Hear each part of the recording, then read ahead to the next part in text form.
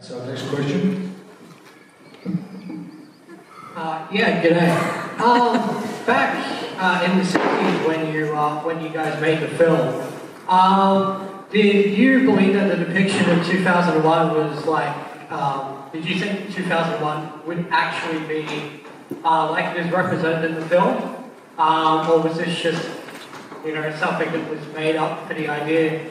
Like, did you think that, for example, having technology that would control our lives would be something that we have at that point in time? Do you think 2001 Space Odyssey accurately foresaw the technology of the future? Well, I'm not sure. Again, I had a hard time hearing, but if your question includes wanting to kind of suggesting that what a view of the future and how many things came to be true. Like, we see an iPad, we see Skyping. We use different terms for it, but it's there. He had 40 different corporations that he asked for their best advice about what their product would be like in the year 2001. And so he had one of his top advisors, a man who came from NASA. So he had all this information to draw on. So I don't know if that was anything about what he wanted to know. I could just make a little addition to that, and that is at the moment, 2001, because I had done the pilot for Star Trek, and that was coming on in 2001. I think that Star Trek in 2001 kind of chased the cowboy movies off television.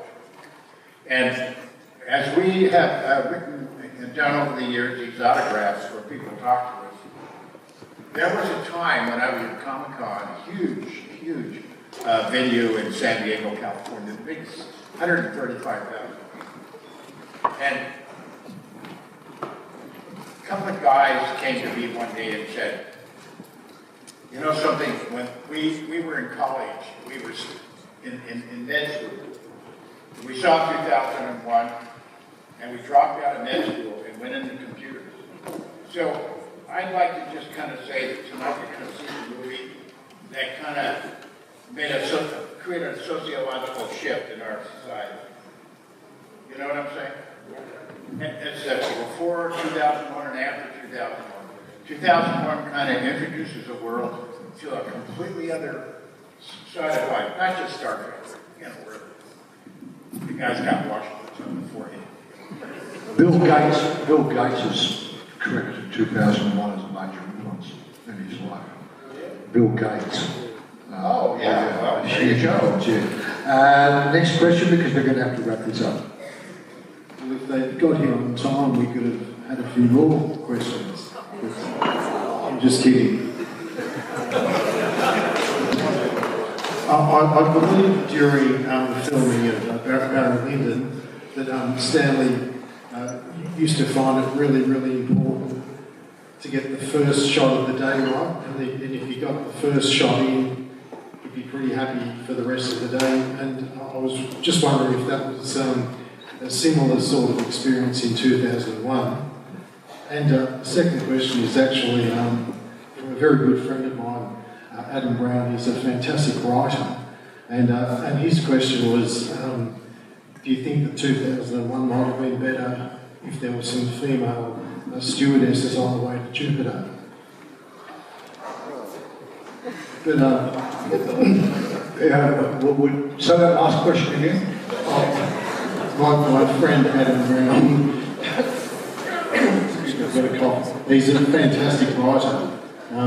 His question was whether you thought the film might have been better if there was some female stewardesses on the way to Jupiter. I didn't hear a word. Didn't say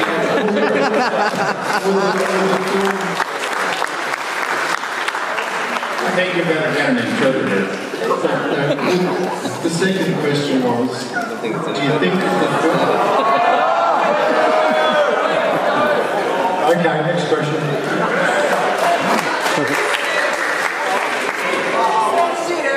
Sit down. Do you believe there has been a greater impact made in sci-fi and cinema as a whole by Star Trek or Star Wars? Sorry, can you say that again?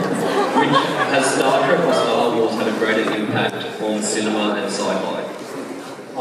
Which is better? Well, of course, 2001 A Space Odyssey had a tremendous influence on Star Wars.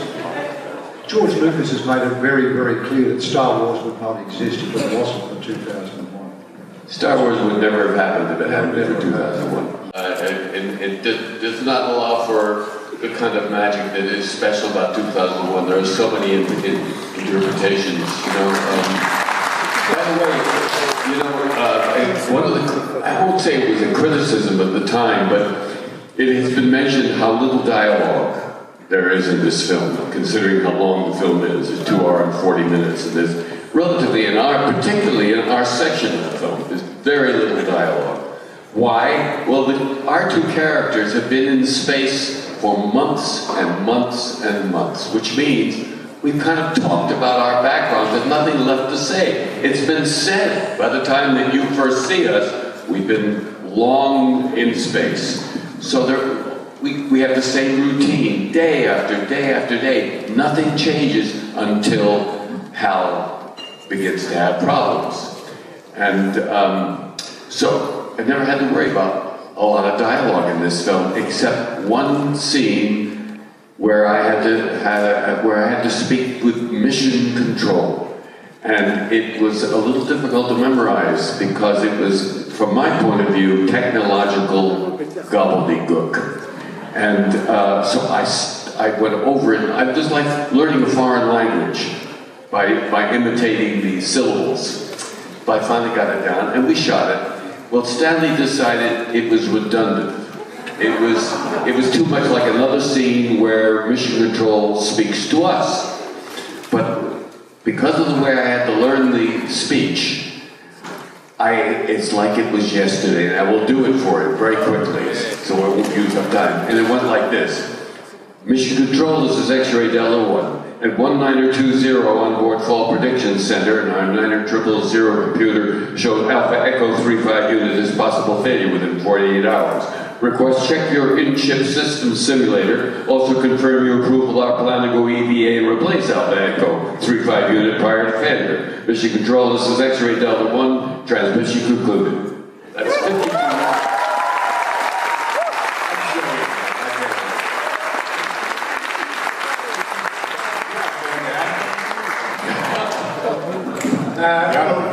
All I can say is, Keir and Gary, as I said when I came on stage, I've been blessed with your company before. We have been blessed with your company tonight. May we wish you extraordinary years ahead. Thank you so much for your contribution to this extraordinary motion picture. It's not a one-man movie, even though elements of this movie and the reason the movie it is because of that, but it's a group effort. And it would not exist the way it does today if it wasn't for you two guys sitting there. Thank you so much. Thank you.